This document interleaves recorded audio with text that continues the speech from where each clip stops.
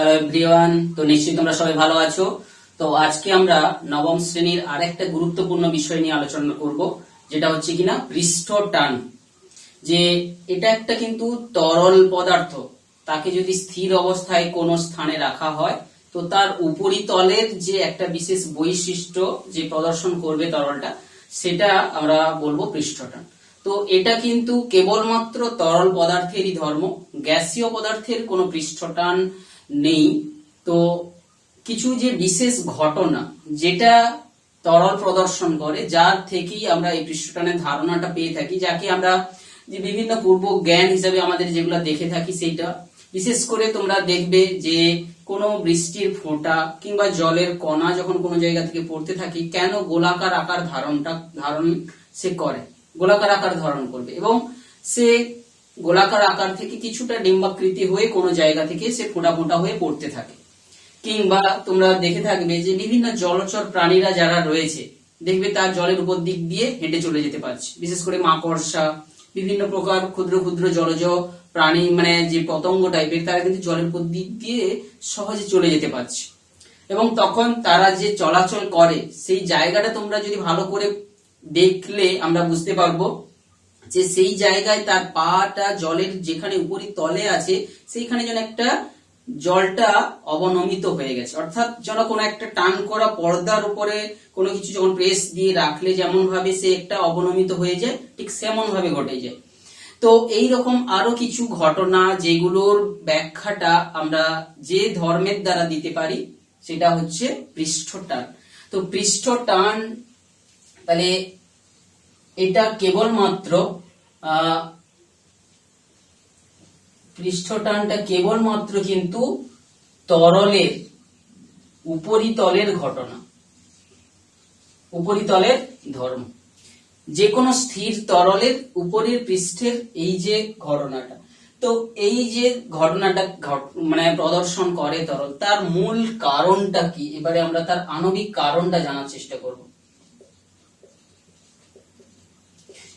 অর্থাৎ যে সমস্ত ঘটনাগুলোর কথা বললাম, অর্থাৎ বৃষ্টির জলের ফোঁটা থেকে শুরু করে সেটাকে যদি ভালো করে পর্যবেক্ষণ করি, কিংবা আমরা যদি ছোট্ট কোনো একটা ধাতব রিং তৈরি করে তাতে সাবান যে ফেনা দিয়ে আমরা তাকে ভর্তি করে দিই, একটা ছোট্ট পর্দার মতো হয়ে থাকে, এবং এই পর্দার উপরে যদি একটা সরু সুতোকে পুরো একটা ছোট্ট সরু সুতোর একটা ফাঁদ, অর্থাৎ একটা যে বদ্ধ ফাঁদ ফেলে দিই, সেখানে দেখা যাবে আঁকা বাঁকা হয়ে ও পড়ে থাকতেও দেখা যাবে। খুব সরু সুতোর একটা যে বদ্ধ একটা ফাঁদ যদি এখানে ফেলে দিই, এখন এই অবস্থায় কিন্তু দেখতে পাচ্ছি যে ও কিন্তু আঁকা বাঁকা হয়ে পড়ে থাকতে পারে, ধাতব রিংয়ের মধ্যে থাকা।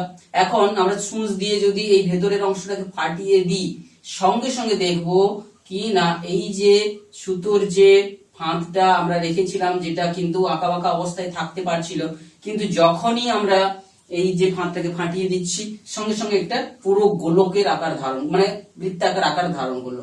এবং এটার কারণ নিশ্চয়ই আমরা বুঝতে পারছি যে কেউ না কেউ তরলের উপরি তলটা তাকে টান সব দিক দিয়ে সমানভাবে এইভাবে বল প্রয়োগ করার ফলে সম্পূর্ণ বৃত্তাকার আকার ধারণ করলো। তো এই যে ধারণাটা আমরা বুঝতে পারছি যে এই সমস্ত যে পূর্ব জ্ঞান বা বিভিন্ন যে ঘটনাগুলো প্রদর্শন করছে তরলের উপরি তল, সেটা বলছে যে তরলের উপরি তলে যেন একটা টান টান করা বল কাজ করছে। তাহলে যে কোনো তরলের উপরি তলে স্পর্শক বরাবর যেন একটা বল কাজ করে, সেই বল যেন জলের উপরি তলটাকে টান টান করা পর্দার মতো করে রেখেছে। এই যে ধর্মটাকে, এটাকেই বলা হচ্ছে পৃষ্ঠটান।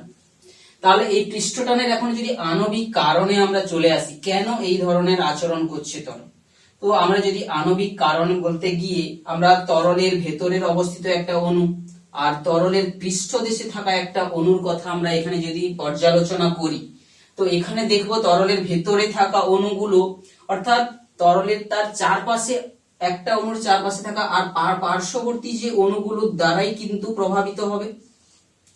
একেই বলা হচ্ছে যে তার স্ফিয়ার অফ ইনফ্লুয়েন্স, অর্থাৎ তার যে এই অণুটার যে প্রবাহ, মানে তার তার প্রভাব রয়েছে যার পাশাপাশি তার পার্শ্ববর্তী অণু পর্যন্ত তার প্রভাব রয়েছে, এবং এই পার্শ্ববর্তী অণুগুলো তাদেরকে পরস্পরকে যে বল দ্বারা আকর্ষণ করছে। এই যে তরলের একই পদার্থের বা তরলের অণুগুলোর যে মধ্যের আকর্ষণ বল, এটাকে আমরা কি বলছি? এইটাকে বলা হচ্ছে সংশক্তি বল।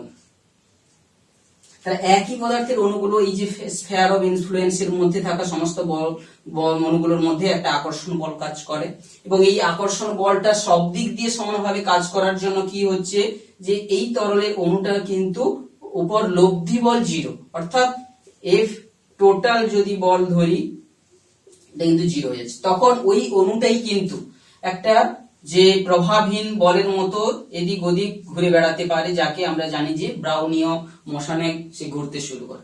কিন্তু তরলের উপরিতলে যে পৃষ্ঠের কাছাকাছি যে অণুটার কথা যদি আমরা ধরি, যে অণুটা রয়েছে, তো সেক্ষেত্রে এই অণুটার চারপাশে থাকা অণুগুলো তার স্ফিয়ার অফ ইনফ্লুয়েন্সের মধ্যে যারা রয়েছে তাদের উপর যদি সেই অণুটার উপর যদি পার্শ্ববর্তী কেবলমাত্র অণুগুলোর আকর্ষণ দেখবো যে কেবলমাত্র একটা লব্ধি বল যেন নিচের দিকে কাজ করছে, কারণ এর উপরের দিকে তো অণুর সংখ্যা নেই। তো তরলের এই যে পৃষ্ঠতলের উপরের যে অণুগুলো যারা গ্যাসীয় পদার্থের অণু অত্যন্ত দূরে রয়েছে, এদের এখানে আকর্ষণ বল বাইরে থেকে ওরা টানতে পারে না। এই যে তরলের উপরিতলটাকে আমরা বলে থাকি মুক্ত তল। অর্থাৎ যে কোনো তরলের উপরিতল বা যে কোনো তরলের পার্শ্ববর্তী তল যদি গ্যাসীয় হয়ে থাকে বা বায়ু থাকে, সেই তলটাকে আমরা বলবো ফ্রি যে সারফেস, মুক্ত তল। তো এইরকম মুক্ত তলের ক্ষেত্রে আমরা দেখবো যে একটা লব্ধি বল ভেতরের দিকে কাজ করে। তো এইরকম প্রত্যেকটা অণু সবাই তরলের পৃষ্ঠে যারা রয়েছে সবাই কিন্তু ওই তরলের অভ্যন্তরে প্রবেশ করতে চায়, একটা লব্ধি বল তাদের উপর ক্রিয়াশীল হয়ে আছে।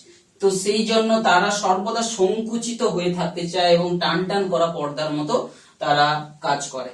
তো এই হচ্ছে তাদের আণবিক যে ব্যাখ্যা। তাহলে তরলের উপরিতল বরাবর একটা অণুগুলো নিজেদের মধ্যে তীব্র আকর্ষণের দরুন একটা বল কাজ করে যাচ্ছে। সেই বলগুলো আমরা ধরবো যে এইখানে অণুগুলো পরস্পর আকর্ষণের দরুন, যাকে আমরা সংশক্তি বল বলেছি। এখন তরলের অণুকে আমরা যে বল দিয়ে এখন হচ্ছে একই পদার্থের হয়ে যাচ্ছে সেই অণুগুলো, তাকে সংশক্তি বল বলছি।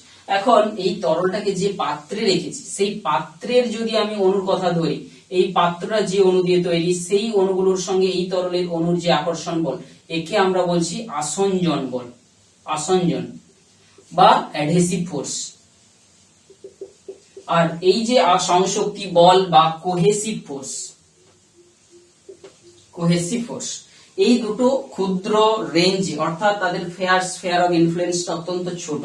তো এই বলগুলোর মান এবং তাদের প্রকৃতির উপর ভিত্তি করে কিন্তু তরলের উপরিতল কিংবা কোনো যে পাত্রের সঙ্গে সংস্পর্শ অবস্থায় সে কি রকম ভাবে অবস্থান করবে সেটা নির্ণীত হয়ে থাকে। তো এখন আমরা বুঝতে পারছি তরলের উপরিতলে একটা বল কাজ করছে যে স্পর্শক বরাবর। তো সেই বলগুলো আমরা যখন আমরা এই যে ধাতব রিং এর মধ্যে একটা সাবানের ফেনা রেখে সেখানটায় আমরা পরীক্ষাটা করছিলাম, সেখানে থেকেই বুঝতে পারছি যে তরলের উপরিতল বরাবর একটা বল কাজ করে। তো সেই বলটাকে দিয়েই এখন আমরা যে আণবিক তত্ত্বের পর এই যে পৃষ্ঠটানটাকে আমরা সংজ্ঞায়িত করব ম্যাথমেটিক্যালি কিভাবে। তো একটা তো বল বলে বুঝতে পারছি, তো গাণিতিক ভাবে প্রকাশটা আমরা করব কি করে না, এই যে বলটা একক ক্ষেত্রফলের উপর নয়, একক দৈর্ঘ্যের উপর। যখন পৃষ্ঠটান ছিল না সেই জায়গায় একটা তার পড়ে থাকে, তার দুদিকে নিশ্চয়ই সমান বল পড়েছিল, তাই সেটাকে যেমন খুশি রাখা যাচ্ছিল। তো এক্ষেত্রে সেই একক দৈর্ঘ্যে প্রযুক্ত হওয়া বলটাকেই আমরা বলে থাকি যে পৃষ্ঠটানের মান।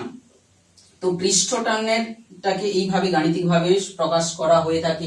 আবার কখনো কখনো পৃষ্ঠটানটাকে আমরা যে শক্তির উপর ভিত্তি করে, যেমন এটা বলের উপর ভিত্তি করে আমরা তার সংজ্ঞায়িত করতে পারি, সেই রকম আরেক ভাবে কিন্তু আমরা সংজ্ঞায়িত করতে পারি যে কোন তরলের উপরিতলের পৃষ্ঠ সে তো সবসময় সংকুচিত হয়ে থাকতে চায়, কারণ অর্থাৎ সবসময় সে সংকুচিত হয়ে থাকতে চায়, অর্থাৎ শক্তিকে কম রেখে থাকতে চায়।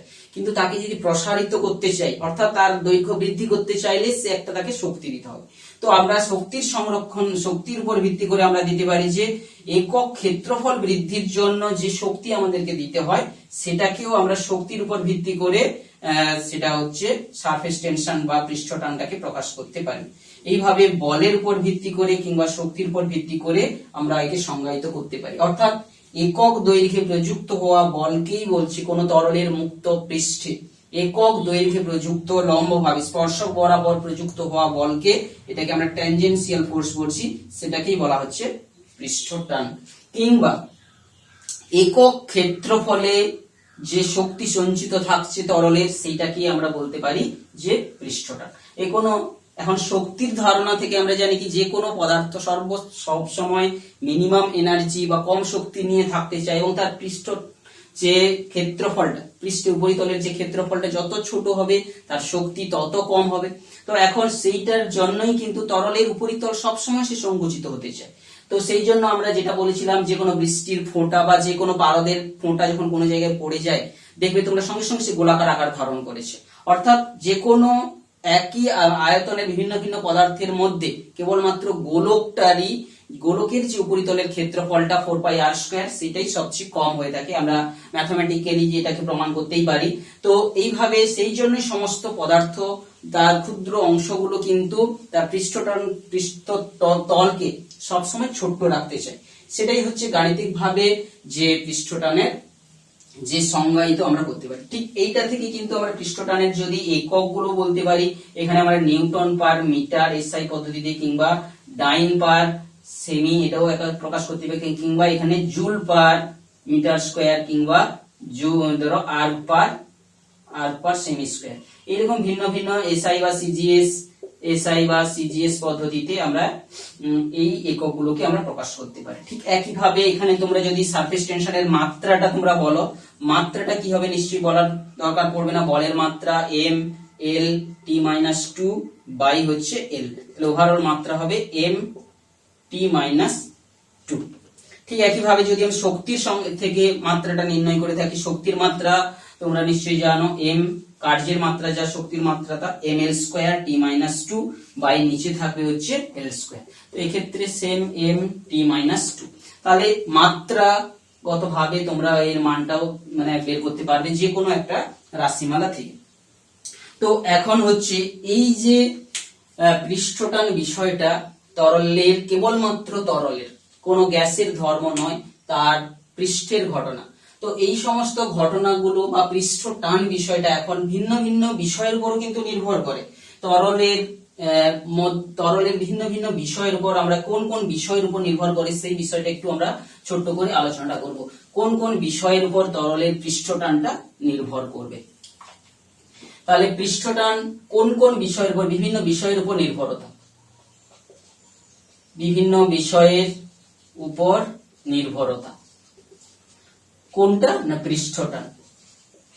পৃষ্ঠটান বিভিন্ন বিষয়ের উপর যে নির্ভর করে, এক নম্বর আমরা যদি বলি পৃষ্ঠটান যে উষ্ণতার উপর, উষ্ণতা যা যে কোনো পদার্থের বা বিশেষ করে তরল পদার্থের যেহেতু ধর্ম, তরল পদার্থের আমরা যদি উষ্ণতা বাড়াই আমরা কি দেখবো যে তরলের অণুগুলোর মধ্যে তাদের গতিবেগ বেড়ে যাবে। এখন পৃষ্ঠটানের মূল উৎপত্তির মূল কারণ যেহেতু অণুগুলোর মধ্যে আকর্ষণ বল, পারস্পরিক সংশক্তি বল, যেহেতু তাদের গতিশক্তি বেড়ে যাচ্ছে তাহলে তাদের মধ্যে আকর্ষণ বলটা নিশ্চয়ই কমে যাবে। অর্থাৎ উষ্ণতা বাড়ালে কিন্তু আমরা দেখব সারফেস টেনশন কমে যাবে, আবার কমালে এস এর মান বাড়বে। তো এই পৃষ্ঠটানকে আমরা যদি একটা ম্যাথমেটিক্যাল রিলেশন দিয়ে একে প্রকাশ করতে যাই, আমরা যদি বলি S সমান S0 1 মাইনাস আলফা টি, উষ্ণতার সঙ্গে সঙ্গে বাড়ালে দেখতে পাচ্ছি এটা ধ্রুবকের সঙ্গে সঙ্গে পরিবর্তিত হবে। আবার আমরা জানি যে উষ্ণতা বাড়াতে বাড়াতে এমন একটা উষ্ণতায় যাওয়া সম্ভব যেখানে পৃষ্ঠটান কিন্তু শূন্য হয়ে যায়। অর্থাৎ S সমান S0 into 1 minus T by T C, যে উষ্ণতাটাকে বাড়াতে বাড়াতে আমরা যদি এমন একটা উষ্ণতায় পৌঁছাতে পারি যেই টিসিটাকে আমরা বলছি সংকট উষ্ণতা, সেই উষ্ণতাতে পৌঁছালে এই রিলেশন থেকে দেখতে পাচ্ছ যে S at T = TC তে এটা হয়ে যাবে 0। যে সংকট উষ্ণতায় পৃষ্ঠটানের মান কত হয়ে যাবে, সেটা শূন্য হয়ে যাবে। অর্থাৎ উষ্ণতা বাড়ালে কিন্তু তরল পদার্থের যে পৃষ্ঠটানের মান কিন্তু কমতে থাকে। তো এখন যে আরেকটা বিষয়, যে অপদ্রব্য পৃষ্ঠটানটা, দ্বিতীয় নম্বর বিষয় হচ্ছে যে অপদ্রব্যের উপর কিভাবে নির্ভর করে। অপদ্রব্য,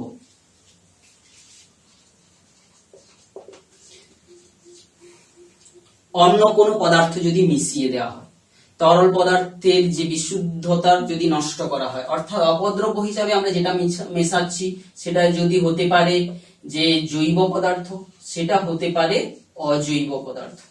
জৈব পদার্থ যদি কোনো তরলে মেশানো হয় তখন কিন্তু পৃষ্ঠটান বৃদ্ধি পেয়ে যায়, হ্রাস পেয়ে যায়, পৃষ্ঠটান হ্রাস পায়। আর কোনো অজৈব পদার্থ, বিশেষ করে আমরা যদি জলে মেশাই, তাহলে সেই পৃষ্ঠটান কিন্তু বৃদ্ধি পায়। তাহলে জৈব পদার্থ অপদ্রব্য হিসাবে মেশালে পৃষ্ঠটান হ্রাস পায়, অজৈব পদার্থ মেশালে পৃষ্ঠটান বৃদ্ধি পায়। তো ঠিক একই কারণে আমরা কিছু মানে অপদ্রব্য মিশিয়ে যে ঘটনাগুলো আমরা পর্যবেক্ষণ করি, যেমন করে যে সমুদ্রের জলে, যে আমরা জানি যে নাবিকেরা হচ্ছে অনেক সময় সমুদ্রের ঢেউ কমানোর জন্য কিছু কিছু সময় প্রাচীনকালে তেল ঢেলে দিত। যে যখন তারা তেলের ব্যবসা বাণিজ্য করার সময় বিভিন্ন স্রোত অনুযায়ী তারা যাতায়াত করতো বায়ুকে ধরে, তো সেখানে বড় বড় ঢেউকে তাকে করার জন্য, কমানোর জন্য তেল ঢেলে দিত। বিশেষ করে ধরো কোনো একটা জায়গায় সমুদ্রে ঢেউ উঠেছে, সেই জায়গায় যদি তেলটা ঢেলে দেওয়া হয়, সেটা একটা অজৈব জৈব পদার্থ। জৈব পদার্থ যেখানে মিশে যাচ্ছে সেইখানে পড়ে যাওয়ার সঙ্গে সঙ্গে এখানে পৃষ্ঠটান কি হচ্ছে, পৃষ্ঠটান হ্রাস পাচ্ছে।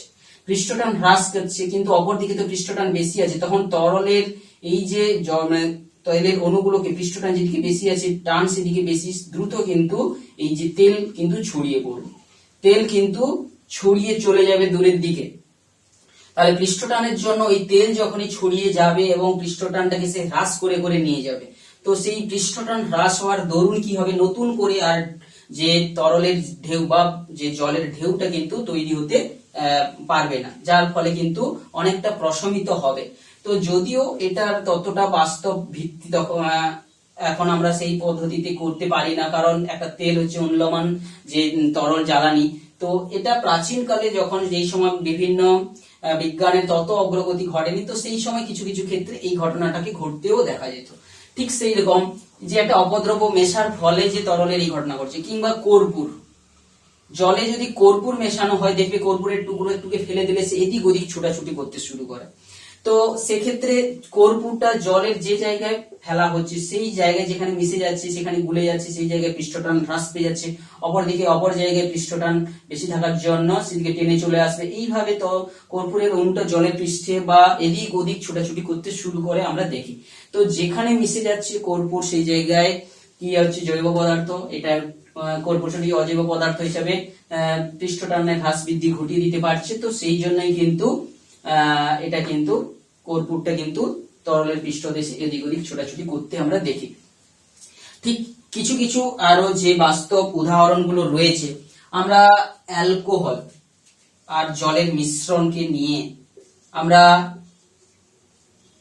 অ্যালকোহল আর জল এর মিশ্রণের মধ্যে যদি জলপাই তেলকে মিশাই, দেখা যাবে যে এ কিন্তু যে তার যে এখানটায় অপদ্রব্য হিসাবে মিশে গিয়ে তার পৃষ্ঠটান হ্রাস পেয়ে গিয়ে এই তরলের ভেতরে কিন্তু তাকে আমরা অবস্থান করতে দেখতে পারি।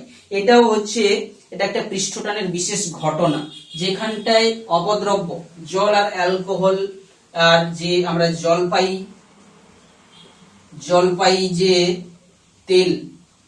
তেলকে আমরা ফেলছি, তার যে ঘনত্ব অ্যালকোহল আর জলের ঘনত্বের মাঝামাঝি, তাহলে এই দুজনের মাঝে রয়েছে জলপাই ফলের, তাহলে তার মাঝখানে ভেসে থাকবে এবং পৃষ্ঠটানের জন্য তারা কিন্তু গোলাকার ফোঁটা ফোঁটার মতো হয়ে থাকবে।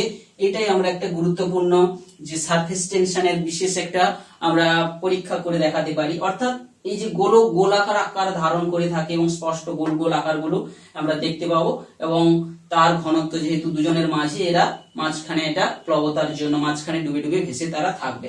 তো এই হচ্ছে বিভিন্ন ভিন্ন যে পৃষ্ঠটান যার দ্বারা প্রভাবিত হতে পারে সেইগুলো। এখন পৃষ্ঠটানটা আরো কি, আরো কার দ্বারা প্রভাবিত হতে পারে, যে যদি আমরা কোনো তরলের পৃষ্ঠদেশটাকে আহিতকরণ করে থাকি, তৃতীয় নম্বর কারণ হচ্ছে আহিত করতে পারি। কার দ্বারা? আধান দ্বারা। অর্থাৎ কোন একটা তরলের পৃষ্ঠদেশে যদি আমরা আধান দিয়ে দিই তখন সে কিন্তু পৃষ্ঠটান হ্রাস পেয়ে যায়। তো আমরা বিশেষ যে সাবানের যে ফেনা, যেখান থেকে যে বাবুল গুলো তৈরি হয়, তার সেক্ষেত্রে আমরা তাকে যদি আহিতকরণ করে দিই, নেগেটিভ কণা বা পজিটিভ কণাতে আহিত করে দিই, দেখতে পাবো যে পৃষ্ঠটান হ্রাস হবে এবং ধীরে ধীরে বাবুলটা আরো বড় হতে থাকবে। অর্থাৎ আহিত করে দিই, যেহেতু পৃষ্ঠটানের দরুন সে কিন্তু সংকুচিত হয়ে থাকতে চাইছিল, কিন্তু তাকে আহিত করে দিলে কি হবে, তরল যে আমরা জানি যে আধানগুলো পরস্পর নিজেদের মধ্যে বিকর্ষণ বল কাজ করবে এবং তাকে প্রসারিত করতে সাহায্য করে, কমিয়ে দিচ্ছে। অর্থাৎ আহিতকরণ করলে কিন্তু সারফেস টেনশন হ্রাস পায়। তো এই রকম ভিন্ন ভিন্ন ঘটনা, যে উষ্ণতা কিংবা অপদ্রব্য কিংবা আহিতকরণ করে দেওয়া, এই সমস্ত করে কিন্তু আমরা পৃষ্ঠটানকে প্রভাবিত করতে পারি। কিংবা পৃষ্ঠটানটা কিন্তু যে তরলটা রয়েছে সেই তরলের উপরিতলে পৃষ্ঠের যে গ্যাসের প্রকৃতির উপর আমরা নির্ভর করতে পারে। যেমন ধরো এখানে যদি বেশি জলীয় বাষ্পপূর্ণ বায়ু থাকে, আর যদি শুষ্ক বায়ু থাকে, আর আর্দ্র বায়ু থাকতে পারে। এটা হচ্ছে জলীয় বাষ্পপূর্ণ বায়ু, মানে এটা হচ্ছে আর্দ্র বায়ু।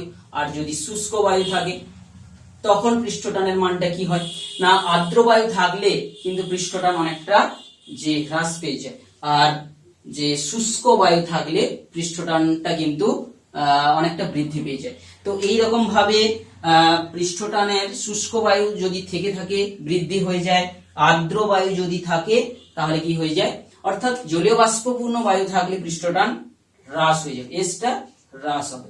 আর শুষ্ক বায়ু যদি থেকে থাকে এটা কিন্তু বৃদ্ধি পায়, সারফেস টেনশন বৃদ্ধি পায়।